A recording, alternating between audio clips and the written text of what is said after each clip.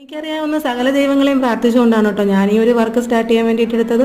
കാരണം കസ്റ്റമർക്ക് ഒരേ ഒരു ആവശ്യമേ ഉണ്ടായിരുന്നുള്ളൂ. ബ്ലൗസിന്റെ ബാക്കിൽ ഇതുപോലെ നെറ്റ് വേണം, നെറ്റിന്റെ പുറത്ത് മയിൽപ്പീലി വേണം. കേട്ടപ്പോൾ എന്റെ കിളികളെല്ലാം പറന്നു പോയി. നെറ്റൊക്കെ വെക്കുന്നത് സിമ്പിൾ അല്ലേ, പോലെയാണോ മയിൽപ്പീലി വെക്കുന്നത്? അപ്പോൾ പിന്നെ ഈ ഒരു ബ്ലൗസിന്റെ ഹാങ്കിങ് ബീഡ്സ് ആദ്യം സ്റ്റിച്ച് ചെയ്യാന്ന് വിചാരിച്ചു. ഹാങ്കിങ് ബീഡ്സ് സ്റ്റിച്ച് ചെയ്തതിന് ശേഷവും എനിക്കെന്തായാലും മയിൽപ്പീലി വെക്കാൻ യാതൊരു ഐഡിയയും കിട്ടുന്നില്ല. കസ്റ്റമർ പറയുന്നതെല്ലാം കേട്ടിട്ട് ഇരുട്ട് കയറുന്നതല്ലാതെ എനിക്കൊന്നും ചെയ്യാനായിട്ട് പറ്റില്ല. പിന്നെ എന്റെ നിസ്സഹായ അവസ്ഥ കണ്ട് എന്റെ ഭർത്താവ് തന്നെ മുന്നോട്ട് വന്നു. കസ്റ്റമർ എന്താണോ പറഞ്ഞത് അതെല്ലാം കേട്ടിട്ട് ആളിന്റെ ഐഡിയയിൽ ഇതുപോലെ ഒന്നും ഉണ്ടാക്കി തന്നു. ആ കസ്റ്റമറിനെ കാണിച്ചപ്പോൾ ഓക്കെ ആയി എങ്കിലും അത് സ്റ്റിച്ച് ചെയ്യാൻ പറഞ്ഞു, സ്റ്റിച്ച് ചെയ്തു.